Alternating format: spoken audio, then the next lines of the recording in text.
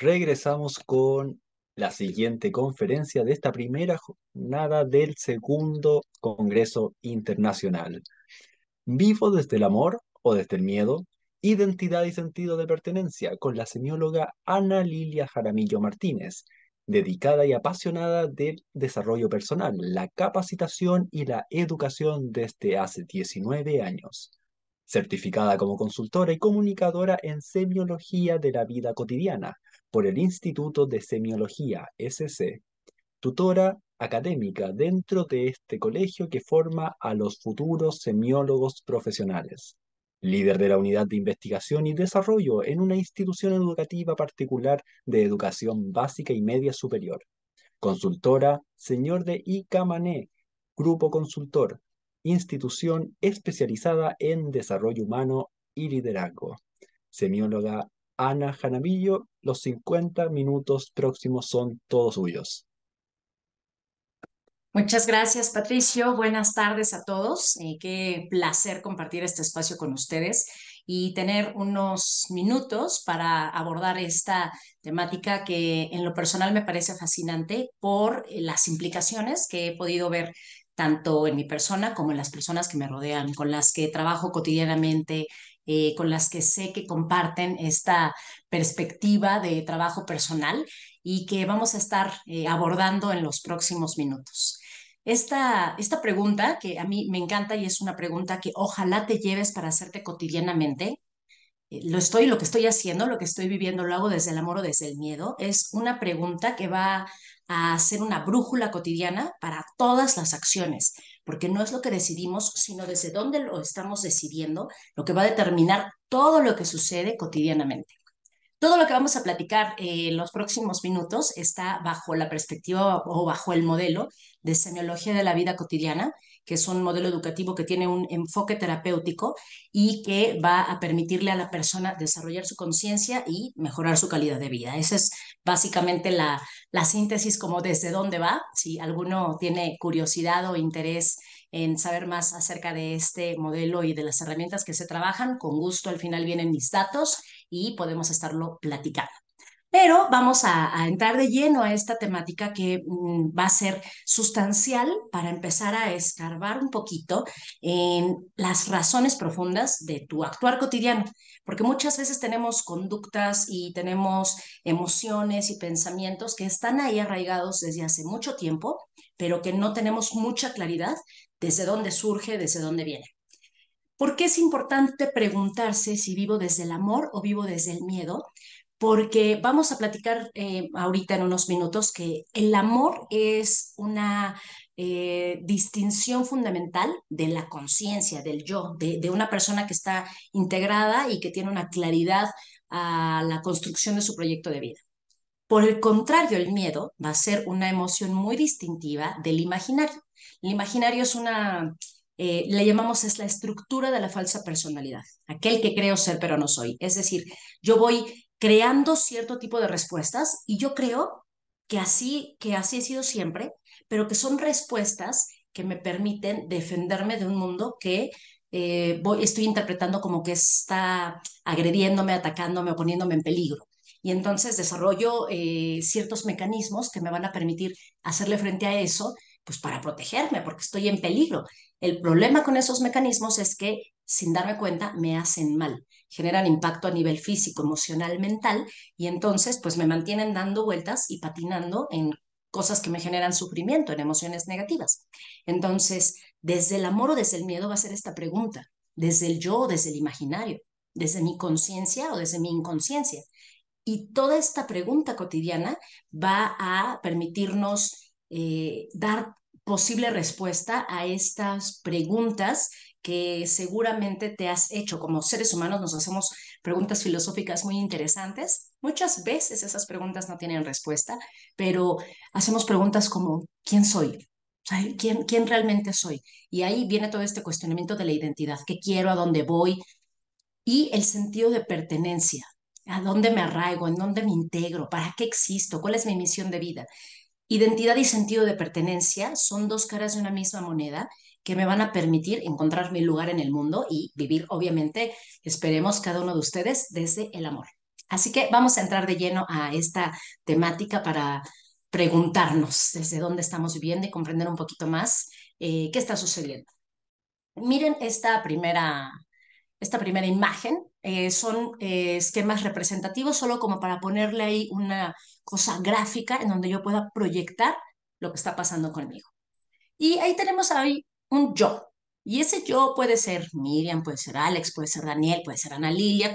Ahí está mi yo, mi conciencia. Yo soy una persona completa que está inmersa en una cotidianidad y alrededor de esa cotidianidad hay la familia, el trabajo, las relaciones personales, los vecinos, mi vocación, todo lo que hago cotidianamente.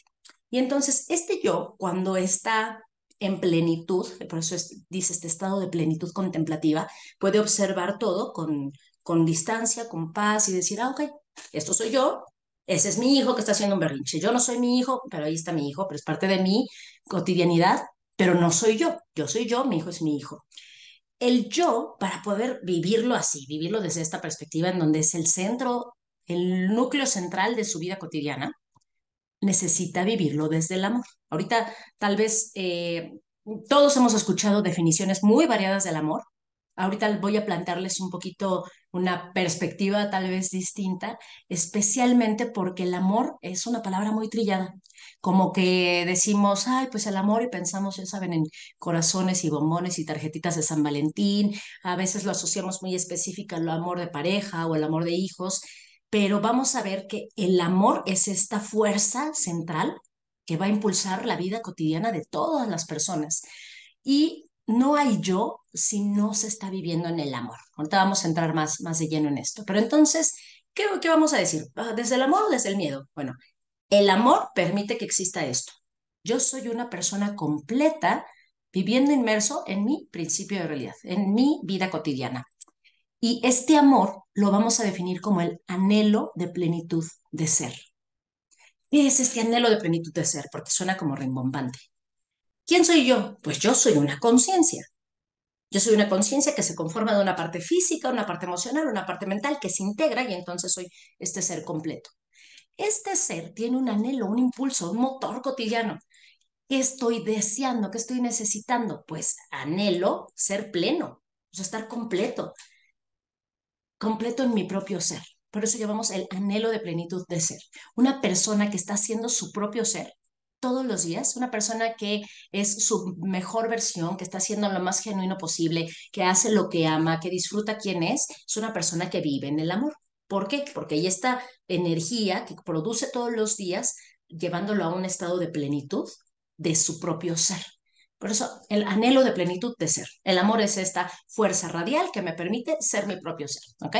Va a quedar un poquito más claro ahorita que lleguemos al cierre, pero quiero poner como esta comparativa para que veamos qué es el yo y qué no es el yo. Porque en este punto del yo es en donde vamos a empezar con estas preguntas. ¿Quién soy? ¿Quién soy? ¿Qué quiero? Hay esta cuestión de ir definiendo la identidad. La identidad es aquello que me permite saber quién soy. ¿Y yo quién soy? Y muchas veces esa pregunta, pues le contestamos cualquier cantidad de cosas, ¿no?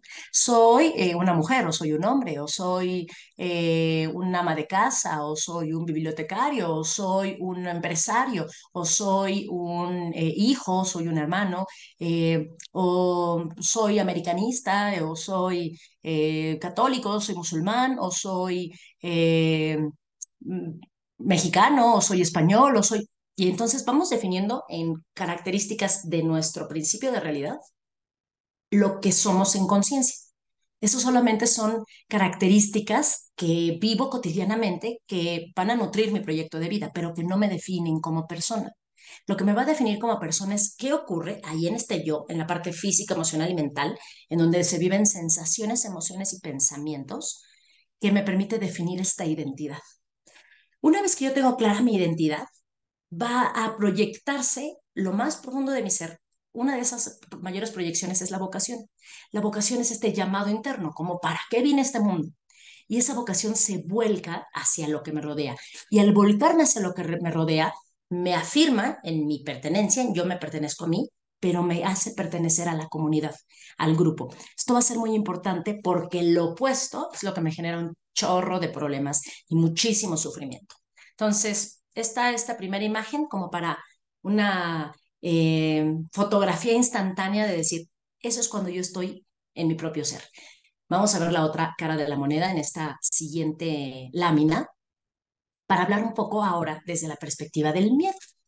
Si yo soy este ser completo, lo opuesto al amor no es el odio, lo opuesto al amor es el miedo.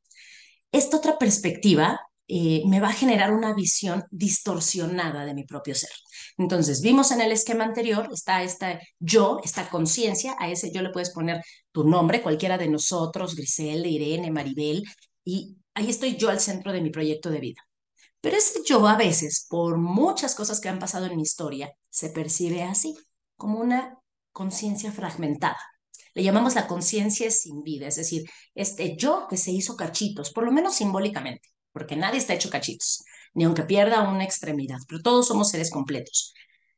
Pero internamente yo me estoy visualizando como alguien que está un poco quebrado por dentro. Tenemos estas heridas, tenemos estas historias, cosas que nos van generando emociones negativas, que nos mantienen sufriendo, a veces más, a veces menos, pero que me van a causar esta visión de no estar completo. Generan este vacío, es ahí simbólicamente es, ahí estoy yo, pero como rotita, como medio fragmentada. Y además de generar vacío, esta estructura de mi yo, pues va a tener estas dos emociones, esta estructura de mi yo fragmentado, de mi yo roto, va a tener distintivamente estas dos emociones negativas que van a generar lo opuesto a lo que estamos tirándole, ¿no? A lo que queremos alcanzar, que es tener este sentido de identidad y este sentido de pertenencia. Genera la cosa opuesta. Me genera angustia existencial.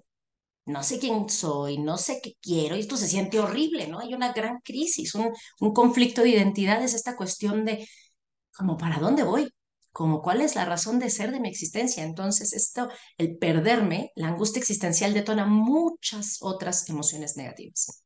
Por otro lado, tenemos al desamparo. El desamparo, como la pérdida del sentido de pertenencia, me hace sentir un poquito como que no estoy en ningún lado, no pertenezco a ningún lado. Y aquí me voy a detener un poco más en este sentido. Esta imagen y todo lo que trabajamos a profundidad con esta temática se llama el módulo de huella de abandono. No voy a entrar a profundidad a esa temática, pero un poco para que comprendan que de dónde viene toda esta visión. La huella de abandono va a ser un proceso desde el momento del nacimiento al presente, en donde yo por distintas experiencias que yo percibí que me lastimaron, que tengo claras o que no tengo tan claras, y que va a generar esta fractura interna simbólica, pero además me genera emociones negativas muy poderosas, como estas dos, que son distintivas de la huella de abandono, y que a partir de ahí yo tengo que resolverlo, porque no me puedo quedar así con este dolor. El hombre, el ser humano, está llamado a la resiliencia, entonces tengo que resolver esto. ¿Cómo lo hago? Pues desarrollo una armadura. Tengo que desarrollar una estrategia para protegerme de este mundo que me rompió. ¿Y qué hago entonces? Desarrollo la estructura de la falsa personalidad. Entonces le vamos a llamar el imaginario. La imagen que vimos hace rato era el yo, esa es mi conciencia. Bueno, esta es la imagen simbólica de mi imaginario. Y estoy saltando todo el tiempo. No todo el tiempo estoy en mi conciencia y no todo el tiempo estoy en mi imaginario. Esto es muy importante. Tenemos un aforismo en Semiología de la Vida Cotidiana que dice, en donde está tu atención, está tu conciencia. Entonces, si tu atención está en, me viste feo, me dijiste horrible, se me murió alguien a quien amo, me enfermé, en el punto de fricción, en lo difícil que estoy viviendo, pues voy a vivir las emociones consecuentes de esa atención. Si mi atención está en la gratitud de las bendiciones que tengo en mi vida, ahí va a estar tu atención. Si mi atención ahorita está en esta conferencia, estoy volcada a lo que estoy diciendo. Si mi atención está en que están tocándole la puerta al vecino, ahí se va mi atención. Donde está tu atención, está tu conciencia. Esto va a ser muy importante porque a veces vamos a caer en el automatismo del manejo del foco atencional. No voy a entrar mucho detalle con eso, pero date cuenta cómo brincamos. Las neurociencias nos han demostrado que esa red por defecto, esa tendencia a perder el foco atencional, ocupa el 47% de nuestro tiempo. Harvard hizo este estudio que se llama Una mente errante es una mente infeliz, en donde, entre muchas otras conclusiones que llegaron, una de ellas fue esta. El cuerpo necesita fisiológicamente ciertos momentos en donde la mente esté como en automático, pero no tanto tiempo. Una persona en situación estándar, no en una situación extrema de sufrimiento, ni tampoco estamos hablando de estas personas que viven en un estado de perfecta paz interna, sino personas comunes y corrientes, en donde se mide su actividad cerebral y su foco atencional. Y la conclusión es que la gran mayoría de las personas pasamos casi la mitad del tiempo en la dispersión atencional. ¿Qué va a generar eso? Cuando yo estoy atento, atenta, concentrado, metido en lo que estoy haciendo, en esta eh, totalidad de mi ser, ahí estoy en mi yo, en mi conciencia. Cuando yo salto al automatismo, a la falta de manejo del foco atencional, lo que va a ocurrir es que entra el imaginario. ¿Y por qué esto es muy importante? Porque el imaginario es el portero del sufrimiento. Y vivimos en una cultura que cotidianamente nos insta a sufrir. Todas las canciones en todos los países hablan acerca del sufrimiento. Me dejaste, se rompió, se terminó, me duele, ¿no? Hablamos acerca del arte, el arte sufriente. Hablamos acerca de las conversaciones, de las parejas, de las familias. En el trabajo tiene que haber estrés. Es decir, vivimos en un mundo que está alimentando esa tendencia a sufrir. Cuando vemos a una persona muy plena, hasta es sospechosa o hasta la felicidad de esa persona me puede molestar. Entonces, ¿qué sucede? El yo, pues básicamente podríamos decir, se siente rico estar en paz, se siente rico estar tranquilo, se siente rico ser feliz. El imaginario, oye, eso sí que se siente feo, porque el imaginario, como es el portero del sufrimiento, ahí sí hay angustia existencial y desamparo y frustración y ansiedad y enojo, irritabilidad, tristeza, melancolía, desilusión y toda la gama de emociones negativas que se puedan imaginar. Todas las emociones negativas tienen su raíz en este proceso. Es un proceso simbólico. En muchas corrientes se les llama de distintas maneras. Ahorita no es importante cómo se llama. Lo muy importante es que tú puedas distinguir esto. A veces la pasas increíble, ¿sí o no? Y estás muy en paz contigo. No importa lo que estés haciendo, no necesitas estar haciendo cosas extraordinarias para estar padre, para sentirte muy bien. Pero a veces tienes esta otra perspectiva. La pasas terrible. Y no sé si les ha ocurrido, pero hay ocasiones en donde nos sentimos mal y ni siquiera sabemos por qué. Y hay veces que sí sabemos por qué. Hay ocasiones, y no sé si les ha sucedido, en donde ciertas personas pueden estar sufriendo un montón por algo pequeño y a veces sufren no tanto, sí la ven difícil por algo grave. He tenido en consulta, yo me dedico a la consulta con enfoque terapéutico y es muy interesante todas estas historias que se tejen y lo que te cuentan los consultantes, pero he tenido, pienso ahorita en una persona que me dijo, ¿cómo es posible que cuando se me rompió el jarrón que me regaló mi abuelita, me puse súper mal, me enojé muchísimo con la persona que lo rompió, pero cuando se murió mi padre, no sufrí tanto como con el jarrón. Mi padre es más importante que el jarrón, pero tuve que atender, acompañar a mi mamá, hacer trámites, vivir mi duelo, lo lloré, lo saqué, agradecí, fue increíble. ¿Cómo es posible que sufriera más por una cosa que por la otra? Con esto estaba desquiciada y con esto estaba muy consciente, muy presente. Sí, con tristeza, fue una pérdida, fue una muerte. No se trata de negar las emociones, sino de asimilarlas. ¿Por qué pasa esto? Porque muchas veces creemos que el sufrimiento tiene que ir a la par de lo que estoy viviendo y no es cierto. Lo que nos va doliendo tiene que ver con la magnitud de esta huella de abandono, no tanto con el grado de relación de lo que se perdió, por ejemplo. Hay personas que dicen, oye, se murió tu papá, deberías estar súper mal. Y hay quien dice, no, pues yo hasta agradezco que se haya muerto porque ese señor nada más me daba lata. Y a lo mejor hay quien dice, se murió mi papá y me quiero morir con él. No es el hecho de que se muera el papá, o el hecho de que me corran del trabajo, o el hecho de que me diagnosticaron una enfermedad gravísima, o el hecho de que me divorcié, porque hay muchas pérdidas a lo largo de la vida cotidiana. Lo que va a impactar en este proceso personal es el significado que eso que estoy viviendo tiene para mí. Y entonces estoy segura que en algún momento has pensado, ay, por eso te estás ahogando en un vaso de agua. Ves a alguien que sufre y piensas que no está para tanto. pero ha habido veces en donde tú tal vez estás sufriendo algo que alguien más piensa que no es para tanto. No importa lo que sea, porque no es lo que te sucede, sino lo que estás haciendo con lo que te sucede lo que va a determinar tu nivel de conciencia y tu calidad de vida. Entonces, si en mis significados está, tengo que pasarla terrible porque me corrieron del trabajo, aunque odiaba ese trabajo, pues la voy a sufrir espantoso. Pero si en mi conciencia está, perdí el trabajo, me corrieron del trabajo, pero todavía tengo posibilidades de generar otras oportunidades, pues voy a estar hasta agradecido tal vez. No quiero adentrarme a qué puede ser valioso, qué no, y qué me duele y qué no, porque no es la temática. Lo importante es que empieces a preguntarte, ¿en dónde estoy en mi yo? ¿Y qué temas me meten al miedo? ¿Ok? Entonces, vamos un poquito como a explorar de dónde surge esto, porque este proceso de sufrimiento, esta fractura, no se da nada más por casualidad. No es como, no, pues me tocó la mala pata, la lotería genética de ser muy sufriente. Y el vecino, pues no es nada sufriente, es hasta muy feliz.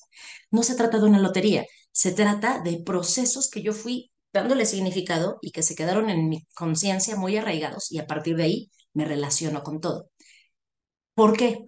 Porque el miedo, particularmente, esta perspectiva del imaginario, no podemos desarraigarla del todo de la especie humana. El miedo es una emoción de supervivencia. El miedo es tan antiguo como la existencia del ser humano. Surgió el ser humano y empieza independientemente de la visión del surgimiento del ser humano, pero su relación con las fuerzas naturales era una relación de miedo porque en algún momento le tocó ver a uno de aquellos personajes cómo le cayó un rayo a otro y se moría, o cómo manejando el fuego alguien se quemó, o cómo alguna bestia salvaje se comió a otro, o cómo, es decir, está pasando esto y ese miedo hace que me ponga yo en alerta y diga, ay, ahí viene la tormenta, eso es peligroso. Ahí vienen las bestias salvajes, eso es peligroso. Oh, ahí está el fuego, es peligroso. ¿Qué vamos a hacer? Tenemos que protegernos. El primer instinto es el instinto de supervivencia individual. Me tengo que cuidar yo.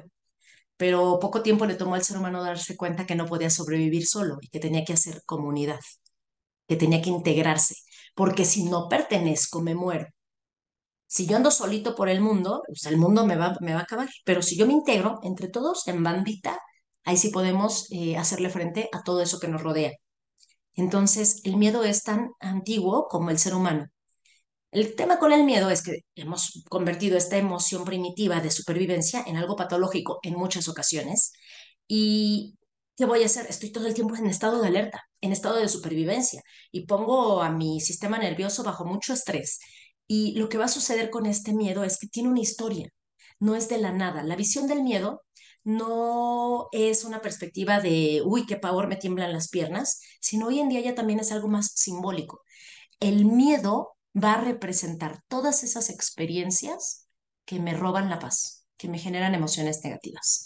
Entonces, mientras me vas escuchando, ve tomando notita de como intuiciones que tú vas conectando con esto que estás escuchando. Y una invitación sería ahorita, por ejemplo, que mientras escuchas vayas anotando qué cosas de la vida cotidiana te hacen tener emociones negativas. ¿Qué cosas te enojan? ¿Qué cosas te entristecen? ¿Qué cosas te frustran? La mentira o el miedo o el control o el autoritarismo o la soberbia o que me mientan o que me abandonen o que se muera mis familiares o perder mi casa, la pobreza, la enfermedad, qué cosas te generan, uy, que nada más de pensarlo se siente feo. ¿Por qué? Porque todos esos temas son temas que puedes trabajar, que tienen ruta de salida, pero para poder tener esa ruta de salida tienes primero que identificarlo, ver que es un tema que te está ahí doliendo. ¿Cómo sabemos que es algo por trabajar? Porque genera la emoción negativa. La emoción es este foquito que va prendiendo en la oscuridad y te avisa, ¡tum! Aquí hay algo que atender. Como en el coche, cuando vas manejando y le prende un foquito, el coche te está diciendo, tienes que atender algo. Pasa lo mismo con nosotros. Nuestros sistemas de alerta son estas emociones. Pam, pam, pam, pam. Y si estas emociones son negativas, uy, prenden rojo y a veces hasta hace ruido. ¿Eh? Aquí hay algo que hay que atender y que resolver.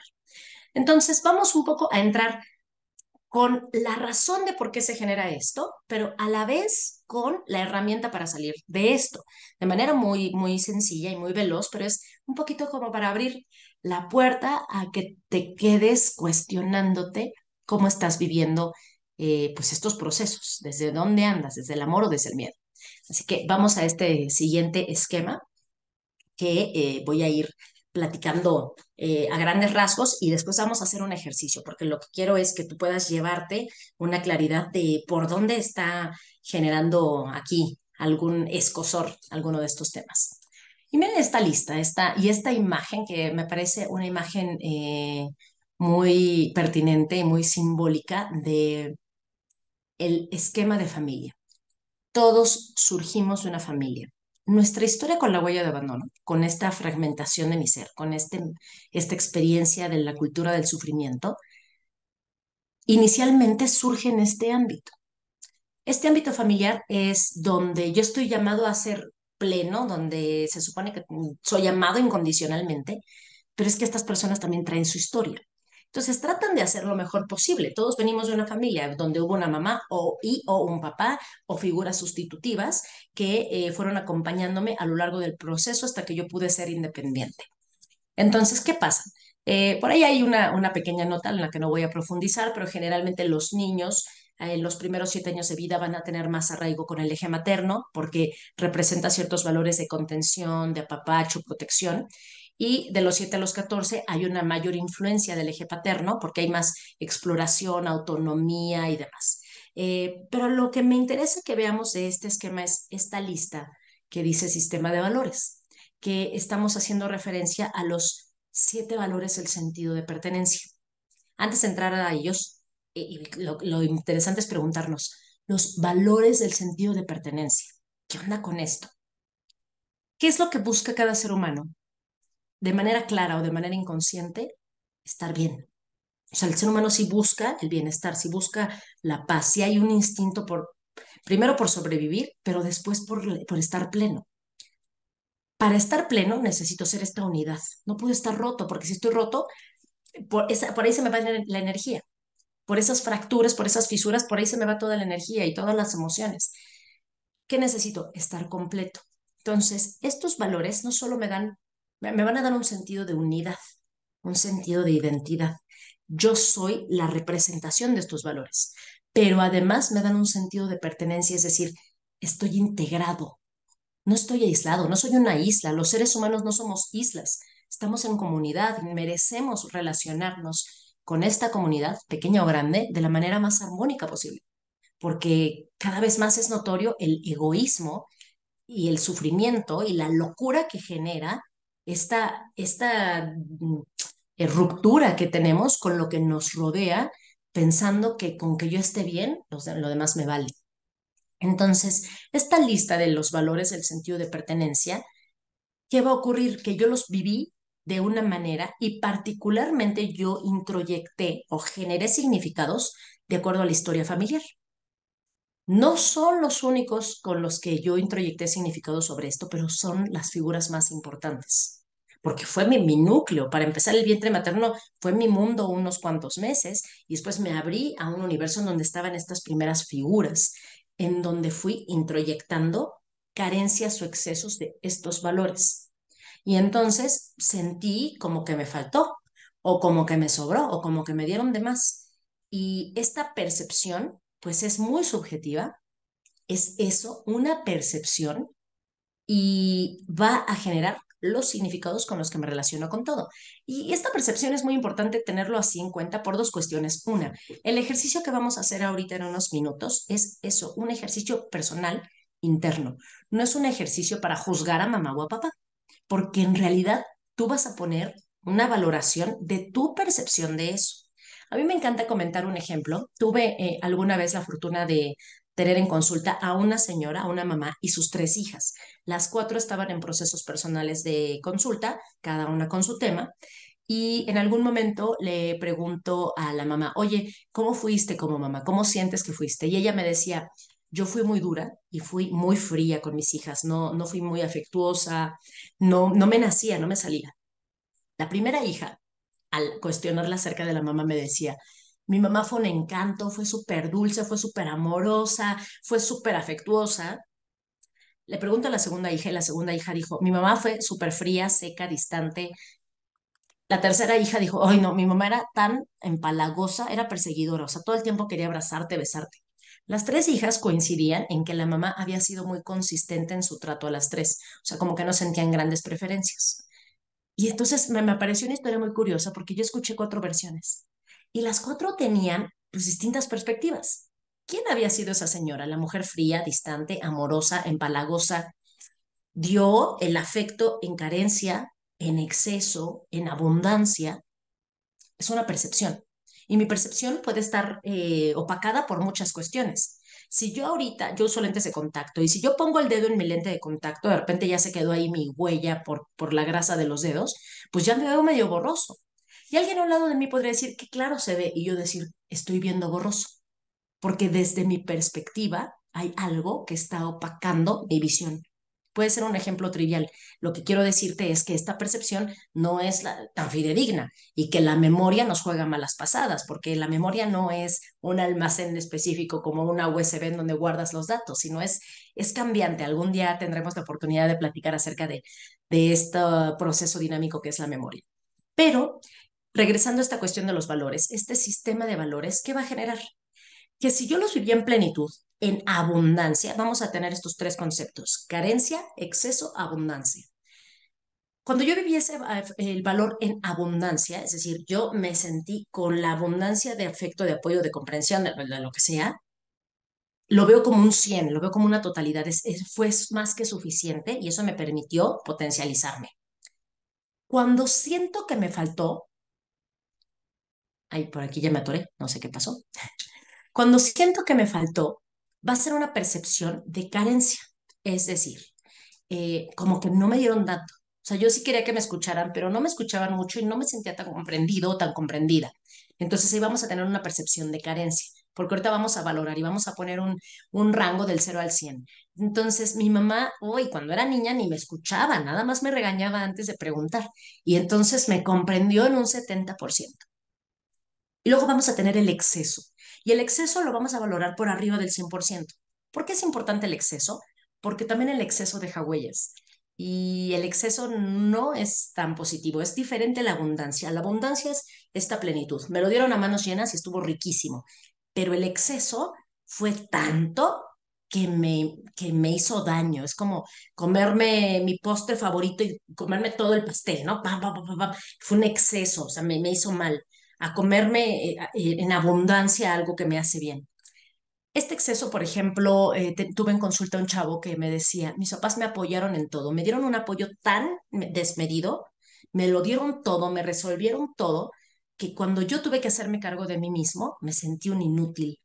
Yo creí que me hacían todo porque ellos creían que yo no era suficiente. Entonces, ve cómo a veces el exceso puede hacernos daño. Exceso de reconocimiento, ¿no? Estas personas que en familia les hacían todas las caravanas y eres lo máximo y nadie te merece, y la princesita o el príncipe y les ponen alfombra roja para todos lados y que salen al mundo y se topan con alguien que no los reconoce y los desquicia.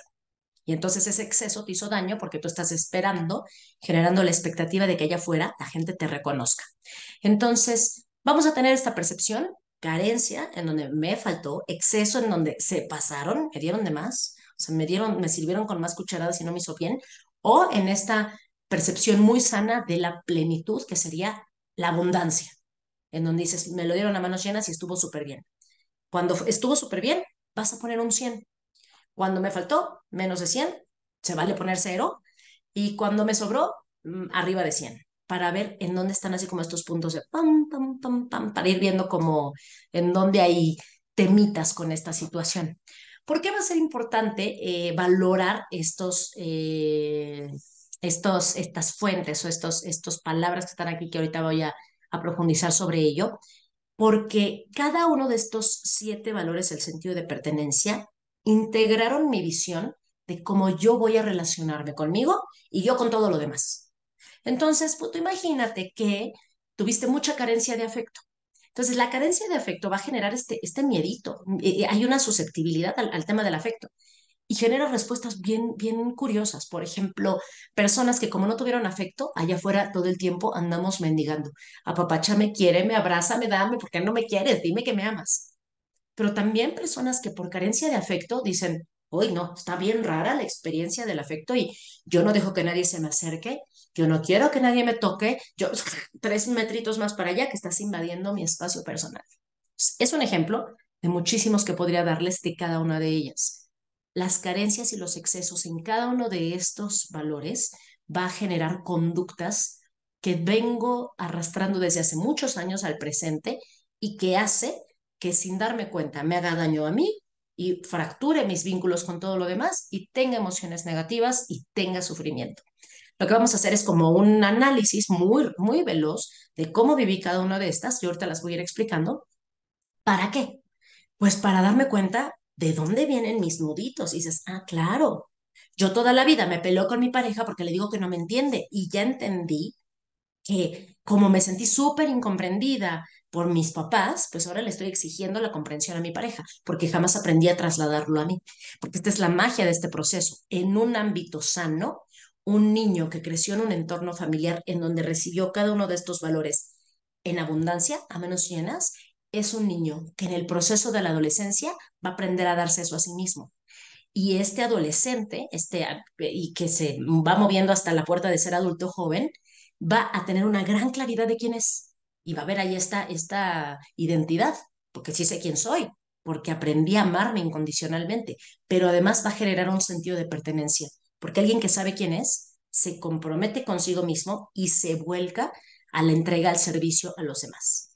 Entonces, voy a hacer aquí una breve pausa antes de entrar a explicar, porque me pusieron aquí una pregunta de Julián Peña que dice, ¿cómo se denomina la etapa de 15 a 21 años? ¿Sería una etapa mixta? Se entiende que a los 21 años es la mayoría de edad en la cultura anglosajona. Hay muchas visiones sociales respecto a los nombres de las edades. Hoy en día se hablan de adolescencias de hasta 12, 15 años, en donde antes se hablaba de una adolescencia de los 13, 14 años a los 18 y ahora se han extendido más estos periodos en donde empiezan algunas adolescencias desde los 11 años y se van terminando por ahí de los 20, pero para efectos de esto que estamos platicando, tenemos este proceso de infancia, la adolescencia, atravesamos la adolescencia hasta el adulto joven, la etapa de la madurez y después el tema de la vejez. ¿Qué sucede con una adolescencia? Esto nada más ahí es como una, como una temita para dejarlo para masticar para futuro, que es una adolescencia no resuelta se convierte o se perpetúa en una eterna adolescencia. El eterno adolescente es aquel desconocido de sí mismo. Porque ¿qué pasa con esto? Como no me conozco, no me comprometo. Y como no me comprometo, me quedo ahí patinando. Trun, trun, trun. ¿Quién es el adolescente? Pues esta persona que está en crisis de identidad y no sale nunca de la crisis de identidad y entonces tiene conductas y mecanismos adolescentes, aunque tenga 20, 30, 40, 50 y nos encontramos eternos adolescentes atrapados en el cuerpo de una persona de 60, 70 años. Por aquí Rafael nos pregunta, de los 14 a los 20, no sé, hay un signito de interrogación, supongo de los veintitantos, sería el grupo de pares de los amigos. Sí, aquí hay una cosa bien interesante que tampoco voy a entrar de lleno, pero que hay mucha profundidad de esto en el módulo que trabajamos de huella de abandono, que es una vez que se termina el proceso de la infancia y entra la crisis de identidad con la adolescencia, que es esta bisagra, ya no me interesa recibir estos valores de mamá y de papá. Si tuve una adolescencia, una infancia sana, los traslado hacia mí. Pero si no tuve una adolescencia sana, ya no me importa de mamá y de papá, ya me valen, lo traslado al grupo de amigos. Y después del grupo de amigos lo traslado al primer amor, o al segundo, o a la pareja, o a los hijos, o al matrimonio, y bueno, se vuelve un cuento de nunca acabar hasta que resuelvo esto de lo que vamos a hablar ahorita en estos siguientes minutos. ¿Qué pasa con este sistema de valores? Cada uno de estos valores implica ciertas cosas. Ya de entrada, ver la palabra ya me dice algo.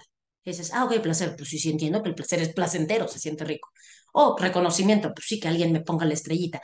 Pero voy a dar una visión general para que tú lo valores y voy a ir explicando cada uno en el ejercicio para que tú te vayas preguntando y no pongas el número hasta que no escuches la explicación, para que no estés corrigiendo. Porque hay veces que llenan la tabla y luego ya voy explicando y terminan tachando todo. Escúchalo, valóralo y vas poniendo los números. Y mientras voy explicando, vas haciendo tu ejercicio, ¿vale? Ojalá que tengan por ahí donde anotar y si no, una notita en el celular siempre resuelve. Vamos a al siguiente esquema, que es este esquema de los 7 valores del sentido de pertenencia. Mira esta lista, ahí donde dice fuente, que digamos son valores, ahorita les voy a decir por qué dice fuente en este siguiente esquema con el que vamos a cerrar. Ahí vienen estos 7 valores: afecto, apoyo, comprensión, placer, inspiración, conocimiento y reconocimiento. ¿Cómo va a ser este ejercicio? Yo te voy a explicar en qué consiste cada una de estas y lo que yo quiero que tú valores es en el tiempo de infancia. Esto se puede valorar en infancia y luego en adolescencia. Es muy interesante. Porque, por ejemplo, personas que dicen en la infancia, mis papás fueron súper lindos y luego en la adolescencia se volvieron horribles. O eran horribles y luego fueron lindos. O siempre fueron feos conmigo. O siempre fueron súper amables conmigo. No, no sé. Pero vamos a valorar solo infancia, los primeros 10 años de vida o hasta donde tú consideres que tuviste esta infancia. Y ahorita comentando con esto que me preguntaban, las infancias tienen duraciones bien distintas. Hay quien su infancia la termina hasta los 14 años y los ves todavía jugando con carritos y muñecas y hay quien a los 10 años ya está fumando y teniendo contacto con drogas y teniendo inicios de encuentros sexuales y demás. Es decir, es muy relativo esa barrera de la edad, es muy variable en distintos contextos sociales, culturales, económicos y demás. Pero agarra tú tu infancia. Imagínate, yo de niño, del 0 al 100, ¿qué tanto yo considero que recibí de afecto y de apello y de bla, bla, bla, de mamá y qué tanto de papá? Oye, mi mamá fue mamá soltera, no tuve papá. Ah, ok, quizá hubo una figura sustitutiva. Oye, yo no tuve mamá, sabes que mi mamá se murió y viví con mi papá. Ok, tal vez hubo una figura sustitutiva.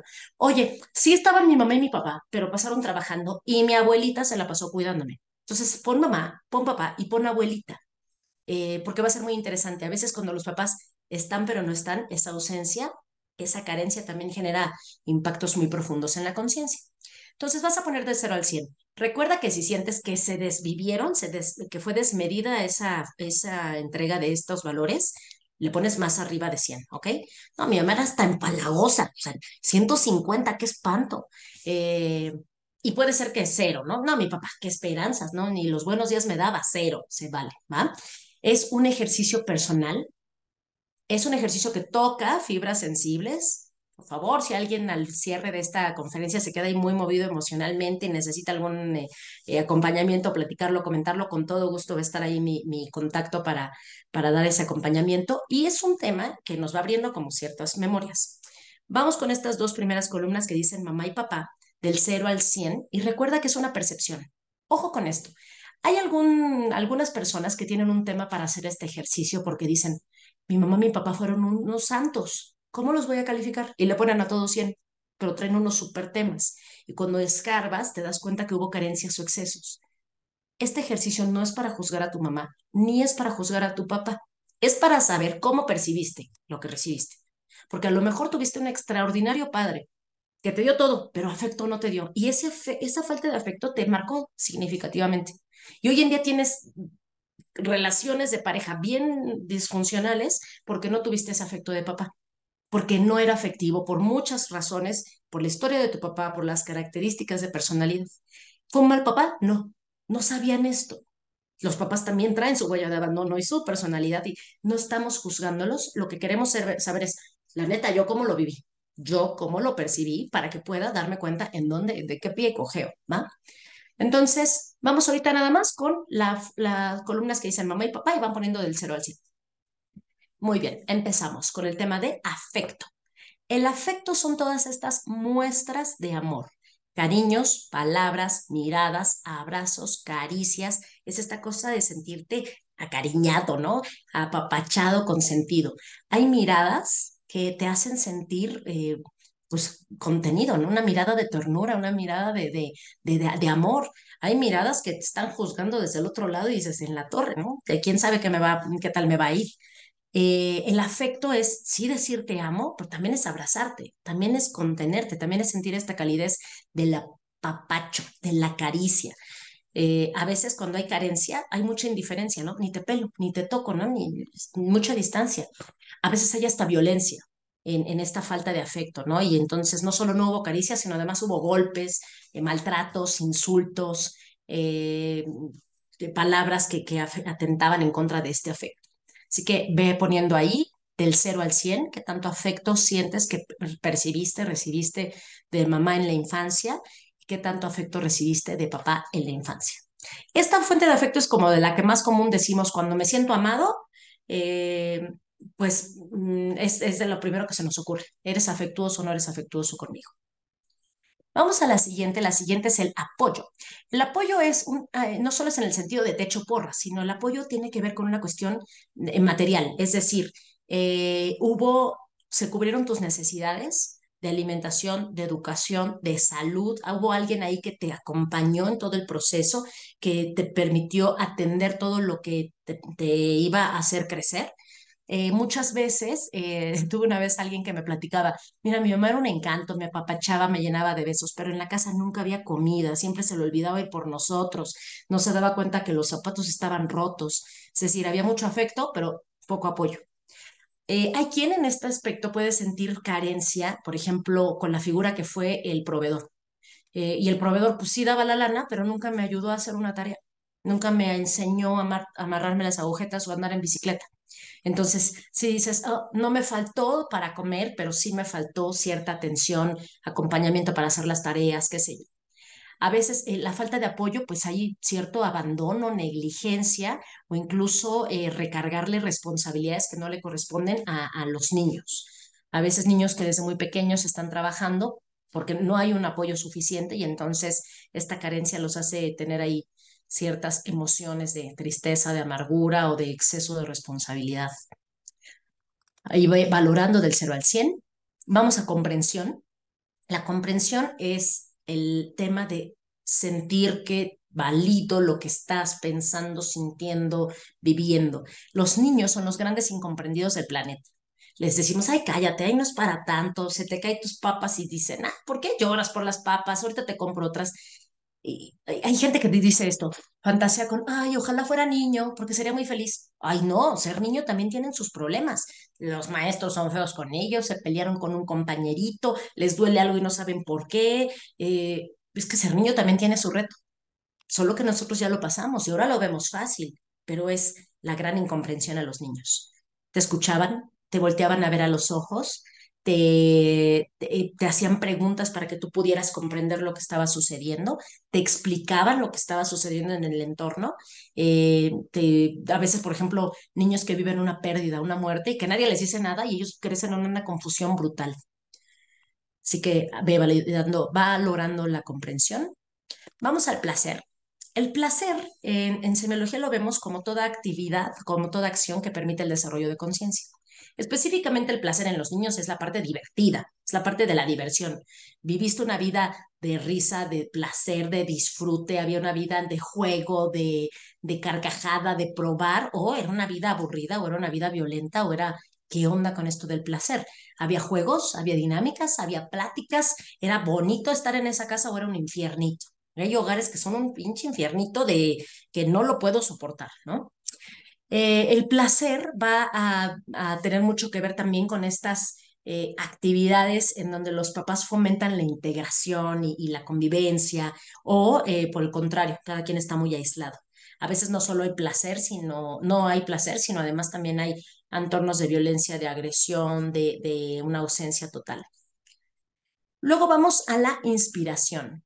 La inspiración tiene que ver con la admiración, algo que yo admiro y veo como que encarna los valores que yo quiero vivir. Los niños, cuando están viviendo este proceso de inspiración, ven a sus papás como lo máximo. Dicen, wow, mi mamá, wow, mi papá. O por el contrario, tenemos esta cuestión en donde no solo me avergüenza o no los admiro o no me gusta cómo son o veo cosas feas.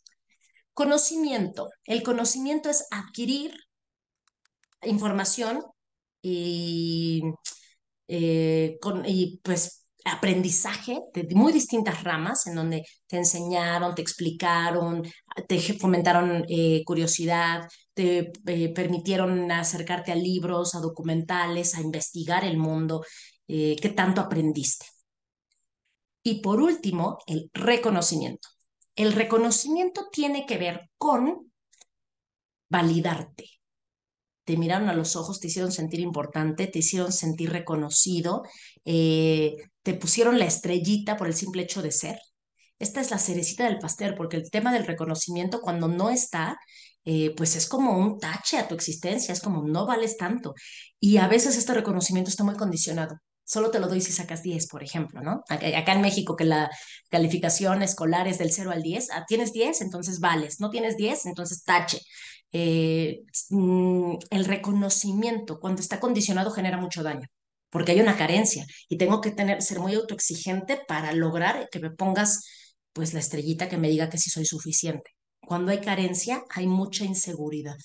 Y a veces no solo no hay reconocimiento, sino además hay burla, hay exigencia, hay crítica, pues genera ahí una catástrofe con esto el sentirse validado por mamá y por papá. Así que termina de ahí de poner tus numeritos y voy a dejarte las otras dos columnas de tarea, porque va a ser muy importante que veas cómo ha repercutido al día de hoy. ¿Qué vas a poner en la columna del yo? Vas a hacer lo mismo, pero hoy en día tú para ti. Yo hoy adulto, ¿qué tanto yo me doy afecto a mí mismo o a mí misma? Yo hoy adulto, adulta, ¿qué tanto apoyo yo me doy a mí misma? Y entonces puede ser, ¿cómo me doy afecto? Pues cómo me trato, cómo me hablo. Hay gente que se insulta todo el tiempo, hay gente que se maltrata, que dices, pues eso es cero afectuoso.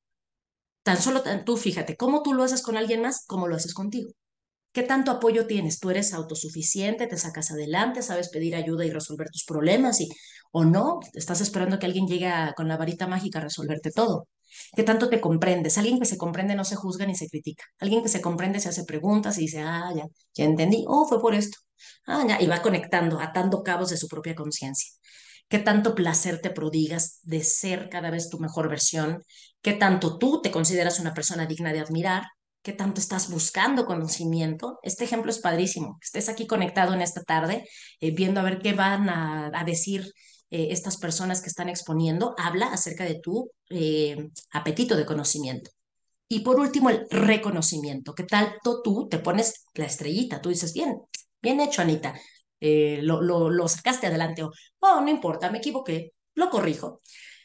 Y después de que pongas del 0 al 100, ¿qué tanto tú te das esas? Lo que te voy a pedir es que les pongas un orden de prioridad. ¿Cuál es más importante para ti? ¿Cuáles pesan más que otras? Todos tenemos anhelo de estas, pero en distinta proporción. Entonces, para mí a lo mejor es muy importante que alguien me comprenda o yo sentirme comprendida, pero a lo mejor para Patricio es muy importante que alguien lo reconozca. Y quizá para Blanca es muy importante que alguien la inspire y sentir que admira a alguien. Entonces, esta importancia va a marcar la pauta de cómo yo me vinculo. Cuando ya tengas tu tabla, obsérvala y di, vas a encontrar muchas cosas. Vas a atar cabos de muchas cosas. Por ejemplo, gente que se da cuenta que lo que menos se da es lo que menos recibió. O personas que se dan cuenta que la más importante son de las que menos les dieron. O como hay unos opuestos muy, muy interesantes, ¿no? Y vamos a la última, a la de cierre para poder pasar ahí a lo que sigue con Ponente, alguna pregunta. ponente ¿Mande? Jaramillo. eh, Estamos en la hora, así que para que pueda redondear y así podemos hacer el Claro, cierre. sí, sí, justo. Muchas Que en gracias. realidad es esta visión del cierre tiene que ver precisamente con cada uno de estos puntos que platicamos ahorita. Los 7 valores del sentido de pertenencia son las 7 fuentes del amor incondicional, también les llamamos así. ¿Por qué? Si yo estoy preguntándome que si vivo desde el amor o desde el miedo, vivir desde el amor incondicional implica cada uno de estos valores.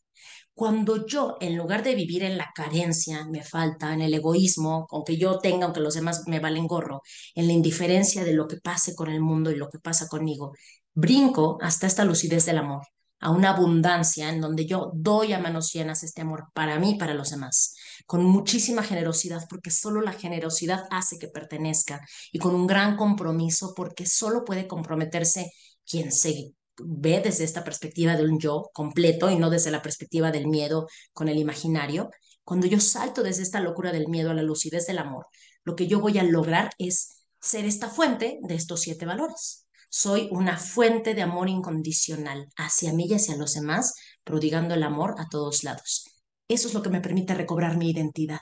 No puedo recobrar este sentido de identidad y este sentido de pertenencia si no me vuelco al ejercicio universal de la vocación de servicio. Y este ejercicio universal tiene que ver justo con el anhelo de plenitud de ser del amor. Yo me vuelvo mi fuente de afecto, mi fuente de apoyo, de comprensión, de placer, de inspiración, de conocimiento y de reconocimiento. Y desde ahí me vuelco a manos llenas a compartirlo. Ya no lo estoy mendigando, sino yo me vuelvo esta fuente. Desde el amor o desde el miedo implica siempre esta pregunta. Quiero saber quién soy, quiero tener este sentido de pertenencia. Regresa una y otra vez a estas 7 fuentes del amor incondicional. Muchas gracias. Perdónenme ahí por el tiempo, que siempre me arranco y me agarro. Yo aquí podría pasar hablando 35 horas. No, pero está muy, muy interesante. Muchas gracias, Ana Lilia, por su cátedra magistral sobre el yo y el entorno, el cómo convivimos entre el amor y el miedo, siendo también inherentemente seres tan dinámicos como sociales. Pasamos rápidamente a dejar la constancia de agradecimiento en este segundo Congreso Internacional de Cooperación Bibliotecaria. Bibliotecarios con valor y se me ocurrió otorgan la presente constancia a semióloga Ana Lila Caramillo Martínez por su participación como ponente en la charla ¿Vivo desde el amor o desde el miedo? Identidad y sentido de pertenencia, en el marco del segundo Congreso Internacional de Cooperación Bibliotecaria, Desarrollo Personal para la Profesionalización, celebrado en línea del 2 al 6 de octubre de 2023. Firma la maestra Leslie Villanueva Flores, directora general de Bibliotecarios con Valor.